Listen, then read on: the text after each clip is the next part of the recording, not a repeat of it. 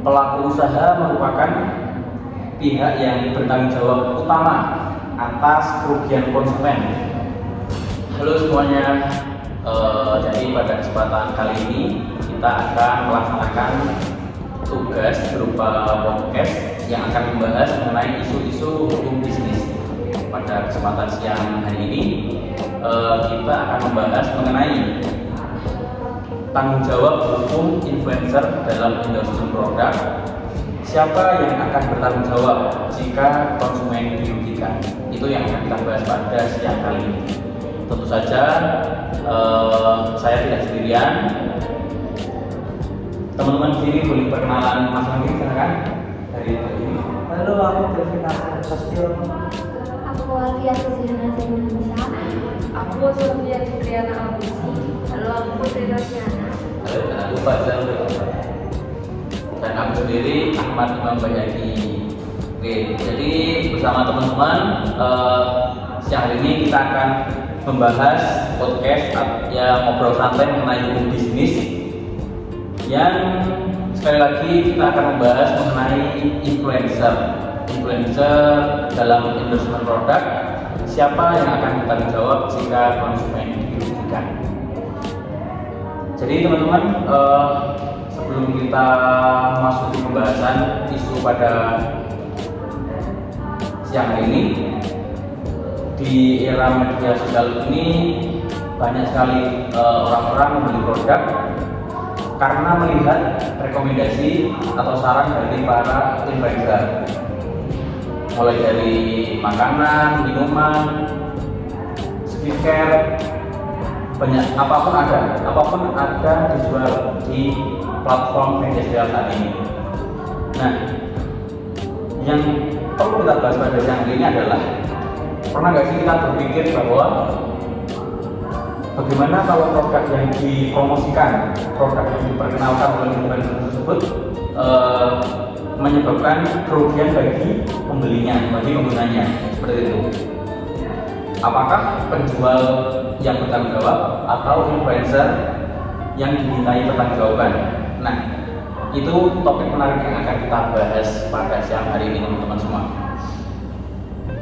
Oke, kita akan masuk ke kasusnya. Saya pertama akan menanya oleh Delvin ya. Jadi menurut Delvin apa sih endorsement itu? Baik, ini menurut saya itu seperti juga terjadikan suatu kegiatan promosi yang merupakan produk atau juga jasa oleh orang yang memiliki pengaruh besar di media sosial. Dan yang sering kita lihat itu influencer. Dan dari itu juga biasanya itu kita mendapatkan bayaran komisi atau juga mendapatkan produk gratis untuk memperkenalkan produk kepada konsumen atau penduduknya. Memperkenalkan dan mempromosikan itu ya. Oh iya. Jadi endorsement itu bukan sekedar memberi pendapatan saya. Betul. Karena di industri itu ada suatu kerjasama antara pelaku usaha dan influencer itu tersebut. Aktivitas itu juga menjadi bagian dari kegiatan bisnis. Yang antara itu promosi yang dilakukan oleh influencer harus jujur Sesuai dengan ya sesuai produknya itu, dan tidak boleh merugikan atau boleh berpaham langsung konsumen atau bentuknya boleh bertersebut. Banyak konsumen percaya pada influencer karena merasa mereka sudah mencoba produknya. Jadi pengaruh influencer terhadap keputusan pembelian sangat besar. betul sekali, bisa. Jadi influencer itu harus sesuai, harus asli pada produk atau sesuatu yang dipromosikan atau diperkenalkan itu ya. Oke.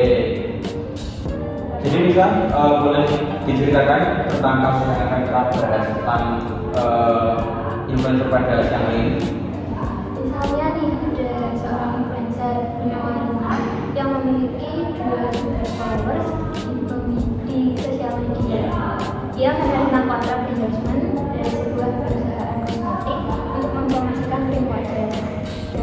Sebelumnya, Rina mengatakan bahwa produk tersebut aman digunakan. Sudah terbukti membuat wajah cerah selama 7 hari dan tidak memiliki efek samping.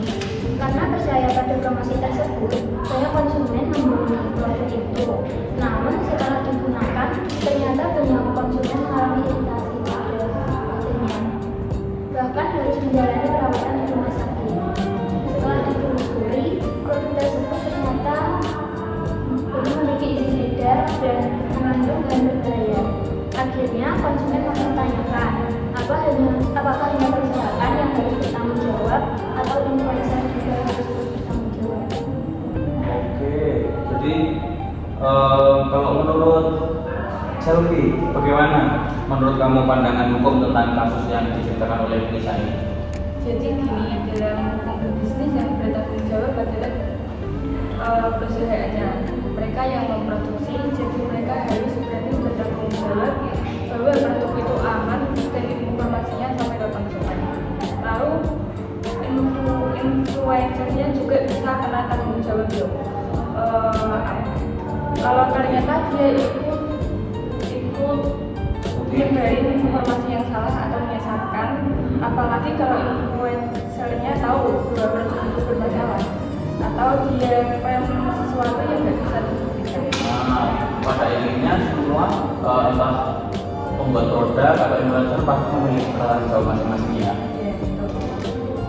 Oke, kalau menurut Putri, apa saja dari hukum yang berkaitan dengan kasus ini, Putri?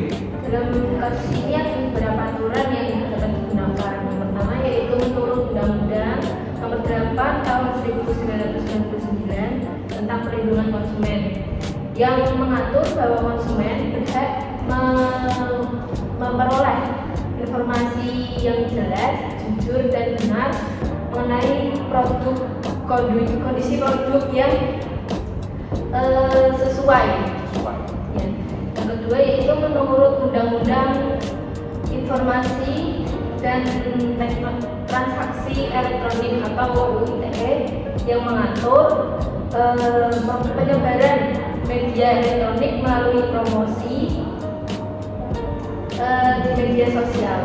Yang ketiga yaitu ketentuan mengenai periklanan dan perdagangan elektronik yang mewajibkan setiap promosi dilakukan secara jujur dan tidak menyesatkan konsumen maupun masyarakat. Kalau promosi ini mengandung informasi yang palsu sehingga menyebabkan kerugian, maka pelaku usaha dapat dikenai sanksi. Dan dalam kondisi tertentu, influencer juga dapat dimintai pertanggungjawaban atas peran tersebut.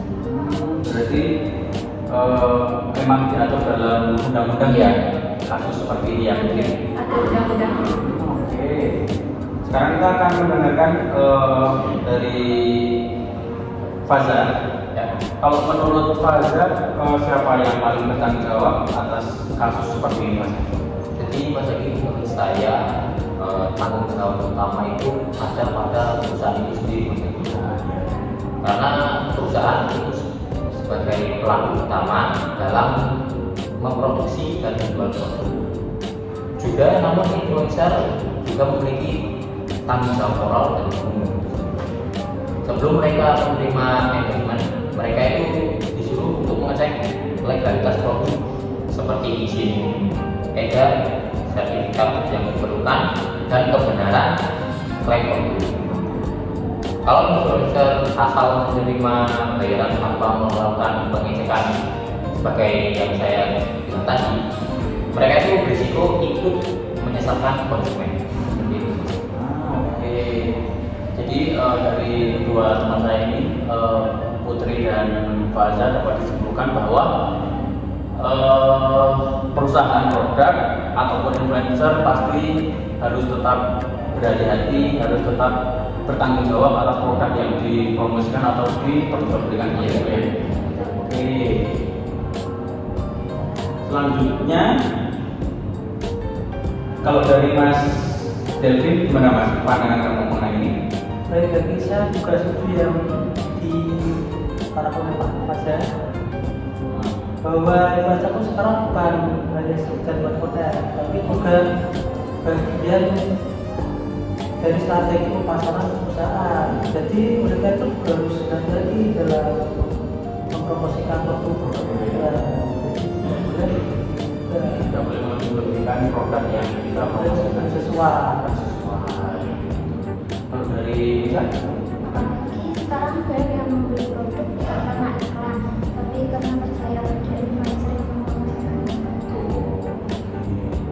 nah itu teman-teman, jadi menarik sekali pembahasan kita pada siang hari ini. Jadi kami juga berpesan kepada pengguna platform media sosial tetap harus hati-hati dalam membeli produk, karena ketika kita dirugikan, kita bisa keterbatasan untuk mempertanggungjawabkan produk tersebut. Oke, jadi sebelum kita akhiri pembicaraan mengenai isu ini, saya ingin meminta pendapat singkat dari masing-masing teman-teman saya. Yang pertama, silakan Devi dulu. Devi. Jadi menurut pendapat saya, influencer itu juga harus memahami bahwa produk itu adalah suatu tanggung jawab, bukan sekedar kerjaan yang untuk menghasilkan uang saja. Oke, kalau dari Lisa, Perusahaan wajib membuat produk yang aman dan memberikan informasi yang benar. bagus. Dari Selvi, Konsumen juga harus lebih kritis dan tidak langsung percaya sama promosi yang ada di media sosial. dari Putri. Untuk bisnis hanya untuk melindungi semua pihak, baik pelaku usaha maupun konsumen, agar transaksi yang adil. Oke, dari Mas Fajar. Dari saya, influencer yang profesional itu seharusnya hanya menerima kerjasama dan dengan produk yang legal, aman, dan telah memenuhi ketentuan hukum. Oke, jadi teman-teman, itu dia teman-teman closing statement yang cukup bagus dan baik dari teman-teman saya. Dari pembahasan ini dapat kita simpulkan bahwa pelaku usaha merupakan pihak yang bertanggung jawab utama atas kerugian konsumen akibat produk yang dipasarkan. Namun, tentu saja influencer juga dapat dimintai pertanggungjawaban apabila dengan sengaja memperkenalkan atau mempromosikan produk yang tidak sesuai atau menyampaikan informasi yang tidak benar atau menyesatkan dalam endorsement. Oleh karena itu, semua pihak harus menjalankan prinsip transparansi, kejujuran, dan tanggung jawab dalam kegiatan endorsement atau promosi. Terima kasih kepada Kevin, Lisa, Selvi, Putri, dan Faza.